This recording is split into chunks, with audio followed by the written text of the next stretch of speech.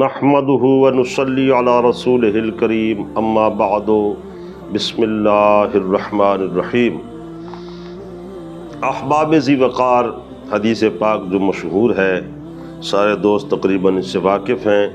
تو اس کی عبارت کو میں آپ کے سامنے پیش کرنے کی سعادت حاصل کر رہا ہوں کہ ایام قربانی میں جو بندہ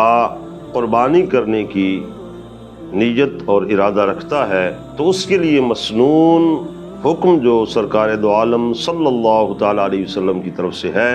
وہ یہی ہے کہ ان 10 دنوں میں نہ اپنے بال کٹوائے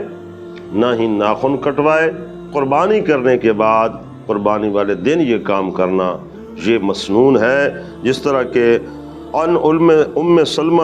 رضی اللہ تعالی عنہا، یہ ان کی حدیث پاک ہے، قال رسول اللہ صلی اللہ علیہ وسلم، اللہ کے نبی صلی اللہ علیہ وسلم نے ارشاد فرمایا، اذا داخل العشر،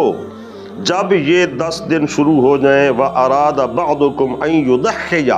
اور تم میں سے کوئی آدمی ارادہ رکھتا ہے قربانی کرنے کا،